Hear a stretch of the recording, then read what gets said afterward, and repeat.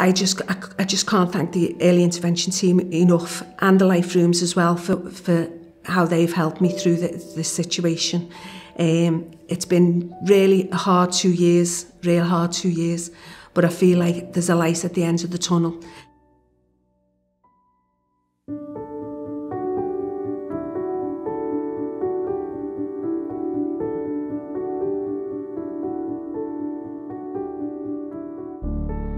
Hi everyone, it's Mark here from the Life Rooms, and in this video we're going to look at the Early Intervention in Psychosis service.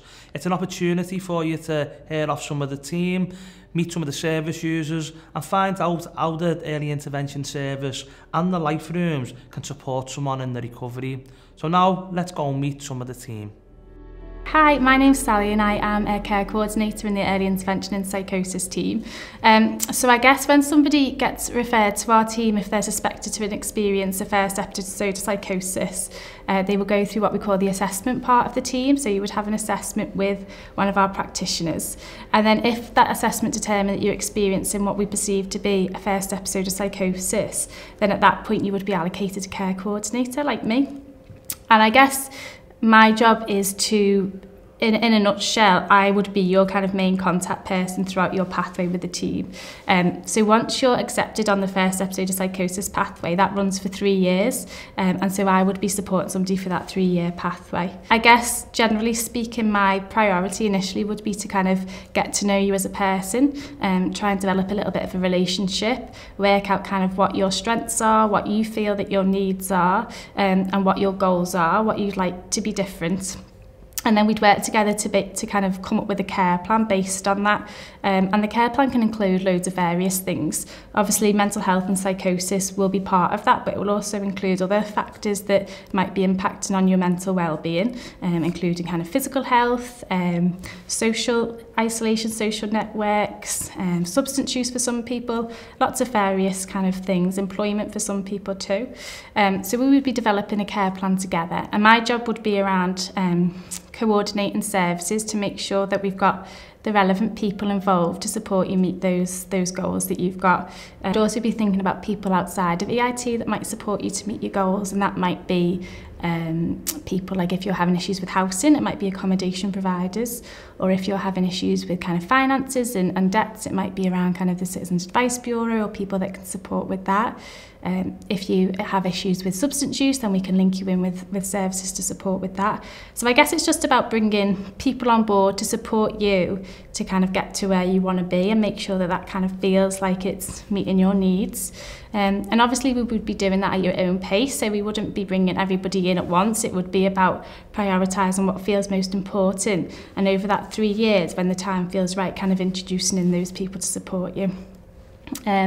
So as a care coordinator, I would generally be meeting with people regularly, so sometimes weekly, sometimes fortnightly, and as things progress, that sometimes tends to kind of drop off a little bit as people feel like they might need support a little bit less. But we would be kind of having regular contact to kind of check in and see how things are going. And I guess it's kind of a really recovery-focused service and a really kind of holistic way of working, that we think about lots of different aspects that have impacted on maybe why you've experienced psychosis as well. So some people find that they find it really helpful to think together about why psychosis has occurred for them, maybe where that came about and how that's actually really impacted on your day-to-day kind of living. I guess everybody's experience of psychosis is a little bit different, and will impact on people in different ways. So it's about figuring out what that's like for you. And one of the things that we do is support people to kind of put a bit of a plan together, kind of a keeping well plan to bring all those things together, and to also think about ways of keeping well and strategies and things that support people to kind of maintain their well-being. And some people say that that can provide them with kind of a sense of control over their psychosis because they've got kind of some understanding of it for them. So I then saw a care coordinator not long after, and that was really good, having a care coordinator, having somebody coordinate my care, if you like. And through them I got to see the doctor, Dr. Stevens, and Dr. Stevens prescribed me with some medication. Hello, my name's John Stevens. I work as a consultant psychiatrist in the Early Intervention and Psychosis Team. So my role would be to meet with you fairly early in your journey. Psychosis is the type of experience that could happen to any one of us. It's almost like something that happens at the time of a perfect storm, where there's a number of events in life that may lead to this occurring. Examples include a lot of stress, maybe isolation. Sometimes people get into unhelpful ways of coping by using drugs or alcohol to try and manage their difficulties. And what happens with psychosis is that people lose touch with reality, finding it hard to tell what's real and what isn't. When you first meet with me as a psychiatrist, I'll often ask you a lot of questions. That's because I really want to understand what's going on for you and how it's affecting your life. What we'd do then is we'd meet with you alongside your care coordinator, and we'd do that at your home or at our base, whichever suits you best. Usually when I first meet with people, we like to put quite a bit of time in, about an hour. And what we'd want to do with that time is understand the experiences and also start to come up with a plan as to how we can help you best. One of the things that we'll probably talk about is medication. There's lots of different medications that can help with lots of the different experiences people can have as part of psychosis. What we'd want to do is work with you to find a medication that would best suit your lifestyle and that wouldn't have too many side effects that would interfere with it. Sometimes we'll change medications throughout the course, and although people are often a little bit nervous about medicines, we do find that they can be really helpful in terms of reducing the symptoms and also supporting recovery. Often we suggest people carry on with medicine for 1 to 2 years once they're feeling better to reduce the risk of psychosis coming back. So the early intervention team can work with you for up to 3 years after your first psychotic episode to help you make sense of the experiences and to achieve your recovery goals. As part of that, you'll meet with myself, your care coordinator, and the other team members you're working with on a regular basis. We usually catch up every 2 to 3 months at the start, and as you make better progress, the reviews probably become 6 monthly. One of the nicest aspects of my job is working with people over the pathway and seeing people go from what's often a really dark period in their lives to achieving the goals that they have for the future. It's been great to watch people achieve those, going on to achieve academic success, take on new roles, start families. So for me, it's a really fulfilling job. Hi, my name is Danny Ward and I am a support arm recovery worker for the Early Intervention and Psychosis Team in Merseycare. My job is to do the practical things. So when I meet a patient, I tell them the nurse does the medical stuff and I do all the practical things. So some of my roles are helping people with benefits, housing, getting them logged onto courses, looking at maybe going back to college, or generally just trying to find activities for them to fill the day with.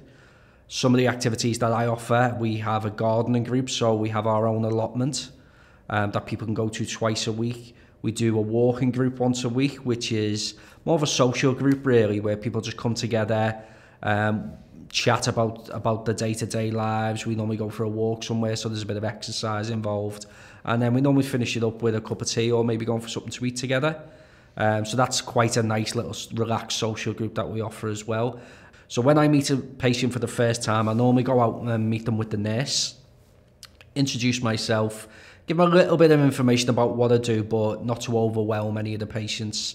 And then I normally set up a second appointment, and that second appointment is just me and the service user one-to-one, talking about what their goals are, what sort of things they're interested in, and generally just kind of getting to know each other. And in that session, I'll also talk a little bit about myself, my own history with regards to mental health, and some of the experiences that I've found as a patient as well as working for Merseycare. And the reason I do that is because I find that helps build trust with the patient and cement that relationship early on. By sharing some of the experiences that I've gone through that are similar to their experiences, it shows that, one, you can get better. There is a light at the end of the tunnel. You can recover. I've gone from being somebody who was really unwell to now working full-time within Merseycare. But also, some empathy and understanding that they're not alone in the world and there are people out there who do understand what they're going through, because that's hard sometimes for the patients. With that, once that's done, we kind of make a plan together. So as I mentioned earlier, we talk about what that person's goals are. It could be that they want to get back into work. It could be that they just want to get out the house and find things to do. Mental health has a big effect on confidence. So my role is to kind of show them where that confidence comes from and that they can get that back, to help people kind of find themselves again and find a new direction for their lives, and always with their goals in mind, building that back in. I then got to see a support worker, and through the support worker I'd start going out for coffees each week, and then going on a walking group as well. The walking group was great because I got to meet other people going through similar experiences. It got me out the house. I was just chatting with people, and that really helped. It helped break up my day and break up my week, and it was something to look forward to as well. So my name's Tracy Garner, and I work in the early intervention team as a cognitive behavioural therapist, or a CBT therapist. So to explain to somebody what CBT is, it's helping somebody understand the way that they think, the way that makes them feel, and what they might do as a consequence. So an example that I might use is if somebody had been bitten by a dog and they go out and there's a person walking a dog on the other side of the road, they might start to kind of feel a bit panicky, and they might start to think, no, there's a dog, it might come over, it might harm me, it might bite me, I might get hurt. That'll increase the panic feeling, they might feel really anxious, they might be really worried and scared. So as a consequence of that, they might choose not to go out. Next time they need to go out, they will immediately start to have that panic feeling again, and they'll start to feel really worried and scared. They might not notice they're having the same thoughts, but again, they might choose not to go out, and the pattern then kind of fulfills itself. So we help people see that pattern, help people understand that pattern, and then we think about what their goals for therapy are, what they'd like to be different. Do they just want to be able to go to the shop, or do they want to face the fear of the dog? What is it they want to work on? And then we would challenge that particular area, helping them think about the way they're thinking, how that's impacting on them. Could they think differently, or do some kind of graded work? So if you want to go out, let's go to the gate first, then go back to the front door. Next time you go out, we could walk to the lamppost, then back again. You could be with somebody, so there's somebody there to support you, and work it up to what the end goal actually is. The idea being that it just helps somebody move forward, helps them think about getting back to where they were, getting the skills back again, because you're using skills that somebody already has. They used to go to the shop without a problem, it was never an issue. So you're just helping them get back to that confident person that they used to be, really. Other things that we do as part of the psychology service is another therapy called eye movement desensitization and reprocessing, or EMDR. So EMDR is a trauma-based therapy, and it sounds a little bit strange, but it is literally just getting somebody to either move their eyes, or they can do tapping, and as they're doing it, their brain starts to process the trauma, working through the trauma. So it's a therapy that can be used where you don't have to talk. You come along and your brain does the work without you actually having to talk through what's gone on, and that can be really helpful for some people who find it too difficult to talk about what's happened to them and what's been really difficult, because what we do find in the psychosis service is there's generally something traumatic happened, and whether it was many years ago, whether something else has happened since that re-triggers them, or whether there's something more recent that's gone on. Everybody's journey's different, but often there's something that's kind of been really big that's caused them to feel really upset, made their life feel really different. So as part of the wider psychology service, we also offer cognitive analytical therapy, and that is used to help people understand more about the background, more about kind of why they might think the way they think, where those thoughts come from, what's happened to them in the childhood as they've been growing up, where they've learnt those patterns. And some of that can be done through CBT, but CAT looks at it in more detail. It looks at the relationships that they've had with other people and how those relationships have shaped who they are and the people that they've become. So they put me through one-to-one with a psychologist who helped me with like the hearing voices side of things. That was like talking about how they come and that they're not real and it's a part of your brain that isn't functioning the way it should be.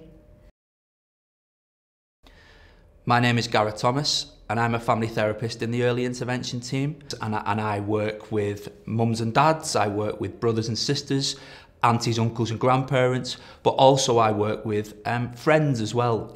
So when I say the word family, it very much means whoever is important in the life of the person that is working with our team. Sometimes families want a little bit more information about psychosis, so signs and symptoms.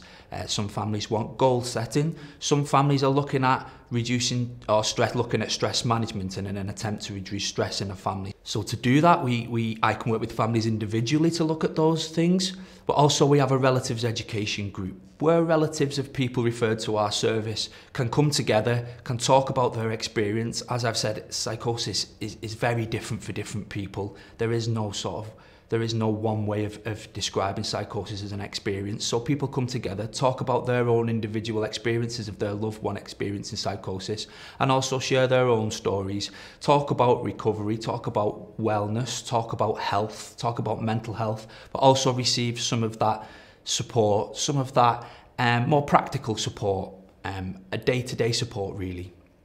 So the positives of involving a family from my perspective are that old saying really, a problem shared is a problem halved. I think that's really, really important. I think a lot about relationships and how people communicate with each other, and it might well be that the way they talk about mental health changes. Do they talk about mental health? How do families talk about mental health with each other?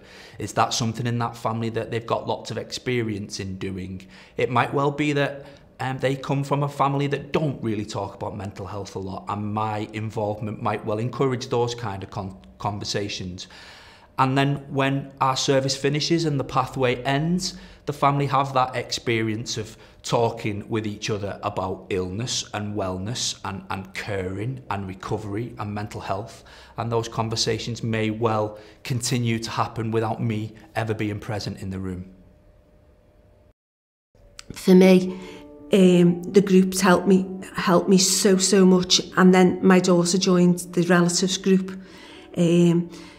She went on to understand more and more, and she realised how much it was an illness rather than because she didn't understand how I was feeling and what I was going through. Hi, my name's Roz. I work for the Early Intervention Psychosis Team in Liverpool. So as an employment specialist within the Early Intervention Team, we support a wide age range of people. So we'll help them in school, we'll help their teachers support them in the school to be able to gain their qualifications. We'll also support children who are a little bit older in college. We will let them know that there is support in the college that they can access. We will ask their teachers to work alongside us so we can offer the mental health support while they are offering the learning support, and work together for the person to be able to reach the qualification goals. And we will also support people who have never worked. So I've met people who have never worked in 10 or 20 years but would like to do something, but they're not sure what they'll do. So we will offer a support plan to be able to find out what their aspirations are and what they would like to do. We help facilitate their return. I will help build their confidence towards their return, because quite often people think they need to return because they'll lose the job. I will mediate with their managers, their HR. We will work on a plan together to see what the person feels that they need to be able to sustain their job role, and then match that with the legal requirements. And then when we meet with the employer, we ask them what they can offer to support the person back into the workplace. And also working with people who may or may not be ready to return to work is okay. So giving them the confidence to know when they're ready, they've got me, they've got somebody to support them. It eases their return, because sometimes people may come to me and say, I'm not ready to return, but my pay is dropping and I need to return. And then I'll work with them, and just having the confidence to know somebody's there helps them. Sometimes it's important to do that, and they have to do that. They haven't got the choice. But but that level of support is really useful. And returning to work does improve your mental health. It is proven in studies that it does improve, but having it done in a tailored, measured, slow way is perfect for the client and has been really successful in our service. And now I was in a position where I was not only volunteering, but I was contemplating actual work. And a job became available as a support worker, participation support worker, which I went for and I got. And I just went from strength to strength, really. This was a part-time job. But after a year or so of doing that, I then applied for a job as a learning facilitator at the Life Rooms, which is where I am now. So that was the early intervention service. I hope that was useful for you. But I'd also like to talk about how the Life Rooms can support you in your journey also. So the Life Rooms is a community hub open to anyone. You can come and meet new people. You can take part in some of our learning activities. So they're courses around mental health conditions, so you can learn more and work with other people who may have gone through similar experiences as yourself. We also have a wide range of physical health courses and also a lot of creativity courses just to help you meet new people and have a little bit of fun. We also have the Pathway service, and this is a service where we offer people social support, and it could be support around housing, employment, benefits advice, you name it, we can offer you support. It's a great, safe place to be, and you're more than welcome to come and find out more from us. So one of the things that my CPN suggested was the Life Rooms, which was a turning point in my life. I enrolled on many of the courses. I met all the amazing staff who were amazing, welcomed me in and were so friendly and just so lovely. It was a big thing for me to be mixing with others, and then I started going to courses, enrolling on courses, meeting people, making friends that I still are in touch with, getting me out the house. They have really been a huge help in my recovery also, and I'm so grateful for the help they've provided. I hope you found that useful. All information will be at the end of the video, and please check out some of the other videos that we've done on psychosis on our website. Thanks for watching.